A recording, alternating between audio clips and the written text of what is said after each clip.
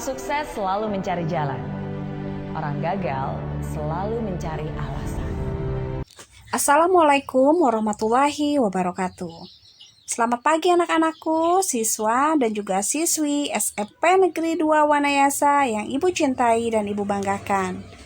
Bertemu lagi kita di pertemuan yang ke-8 pada pembelajaran jarak jauh mata pelajaran Bahasa Indonesia kelas 8. Hari ini kita sudah mulai masuk dalam bab 3, yaitu teks eksposisi dalam media massa, koran, dan majalah. Tujuan pembelajaran kita pada hari ini adalah mengidentifikasi informasi dan menyimpulkan teks eksposisi berupa artikel ilmiah populer dari koran atau majalah yang didengar dan dibaca dengan tepat. Langsung, teks eksposisi dalam media massa, koran, dan majalah yang akan kita pelajari hari ini adalah pengertian dari teks eksposisi dan unsur-unsur dari teks eksposisi. Langsung saja, yang pertama kita akan membahas mengenai pengertian teks eksposisi. Perlu kalian ingat bahwa yang dikatakan teks eksposisi adalah sebuah karangan atau paragraf yang mengandung informasi atau pengetahuan yang ditulis dalam bentuk yang padat, singkat, dan jelas. Pada paragraf eksposisi tersebut memiliki sifat ilmiah atau bisa kita katakan sebagai pernyataan yang bersifat non-fiksi. Perlu kalian ingat sebagai pembandingan bahwa yang dikatakan dengan sifat fiksi, contohnya seperti novel ataupun cerpen yang isinya bisa berdasarkan pengalaman hidup, bisa berdasarkan atas khayalan. Sementara teks eksposisi ini sifatnya non-fiksi, berarti tidak bersifat khayalan dan harus bersifat pengetahuan, karena di sini sudah jelas bahwa teks eksposisi adalah karangan atau paragraf yang mengandung informasi atau pengetahuan. Jadi teks eksposisi termasuk dalam sifat yang non-fiksi, yaitu karya atau karangan yang ilmiah. Paham ya mengenai pengertian dari teks eksposisi? Kita lanjutkan. Teks eksposisi bisa membahas tentang pendidikan, ekonomi, olahraga, kesehatan, dan masih banyak lagi.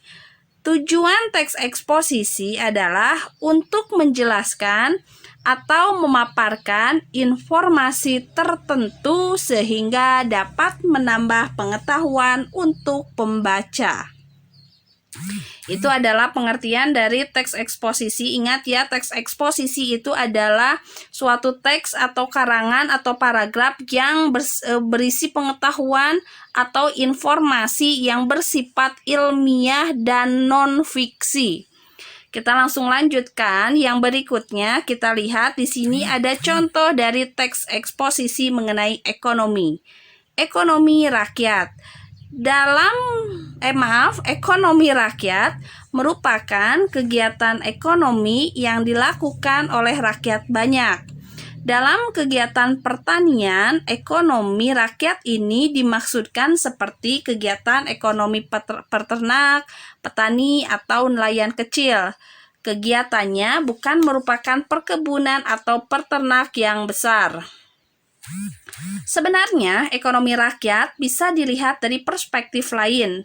Hal ini didasari dari jargon ekonomi dari rakyat, oleh rakyat, dan untuk rakyat. Kalau dalam ungkapan tersebut, maka setiap kegiatan perekonomian tersebut terhubung dengan sumber daya ekonomi yang diberikan rakyat. Itu artinya semua proses dari produksi hingga konsumsi dilakukan dan ditetapkan oleh rakyat. Bisa dikatakan bahwa ekonomi rakyat tidak ada pembatasan terkait jenis produk, sifat usahanya, besaran usaha, dan modal. Ekonomi ini tidak memiliki sifat eksklusif, tetapi terbuka. Agar bisa berkembang, maka norma dan transaksinya ditetapkan berdasarkan perkembangan sosial masyarakat dalam hal ekonomi. Ini adalah contoh dari teks eksposisi bersifat ilmiah dan juga non-fiksi berisi pengetahuan dan juga informasi. Inilah yang dikatakan dengan teks eksposisi. Bisa dipahami ya? Langsung kita lanjutkan. Yang berikutnya, kita akan membahas unsur-unsur dari teks eksposisi. Terdapat 2 unsur teks eksposisi. Yang pertama adalah gagasan. Gagasan disebut juga sebagai ide atau pendapat. Isi dari gagasan merupakan pernyataan yang dapat berbentuk komentar, penilaian, saran, dorongan, dan bujukan kepada pembaca mengenai subjek tertentu. Jadi, yang namanya gagasan ditulis berdasarkan sudut pandang dari pengarang atau penulis. Contoh dari gagasan dari teks eksposisi yang tadi kita baca adalah ekonomi rakyat merupakan kegiatan ekonomi yang dilakukan oleh rakyat banyak. Kita lihat kembali teks yang tadi kita baca di sini, yang namanya gagasan dari teks ekonomi rakyat ini adalah ekonomi rakyat merupakan kegiatan ekonomi yang dilakukan oleh rakyat banyak, yang ibu hitamkan dan ibu tebalkan. Di situ itu adalah gagasan. Langsung kita lanjutkan kepada unsur yang kedua. Unsur yang kedua adalah fakta. Fakta adalah kejadian atau peristiwa nyata yang benar-benar ada atau terjadi. Dalam teks eksposisi, fakta digunakan untuk menegaskan kembali dan memperkuat gagasan agar lebih meyakinkan pembaca. Fakta dapat berupa bukti, data, dan kejadian nyata.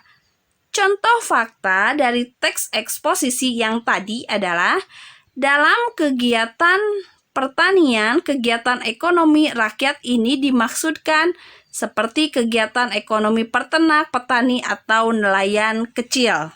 Itu adalah contoh dari fakta dari teks eksposisi yang kita baca, kita lihat. Yang ibu berikan tanda merah di situ adalah contoh dari fakta untuk memperkuat gagasan sebelumnya. Karena ingat, fakta itu ditulis untuk penegasan ulang meyakinkan gagasan yang ditulis. Kita lanjutkan. Perhatikan. Nah, terdapat 2 unsur tadi dari teks eksposisi, ada gagasan dan juga fakta. Gagasan merupakan sudut pandang dari pengarang, boleh berupa komentar, boleh penilaian, dan lain sebagainya. Pada saat kita menulis gagasan, untuk memperkuat gagasan atau sudut pandang kita, maka kita harus menyertakan fakta untuk memperkuat gagasan. Yang namanya fakta itu adalah suatu hal yang benar-benar terjadi, sehingga orang tidak bisa mengelak fakta. Contohnya, perhatikan ibu kalau berkaitan dengan fakta. Contohnya di sini, Hari Kemerdekaan Indonesia adalah tanggal 17 Agustus 1945. Ini adalah fakta. Semua orang tidak dapat mengelak bahwa yang dikatakan dengan Hari Kemerdekaan Indonesia itu adalah 17 Agustus tahun 1945. Tidak akan ada pendapat lain, itu adalah fakta. Bisa dipahami ya. Dan yang namanya fakta ditulis untuk memperkuat gagasan yang ditulis. Bisa dipahami ya, itu adalah pengertian dari teks eksposisi dan juga unsurnya. Materi kita hari ini cukup sekian. Tetap semangat belajar.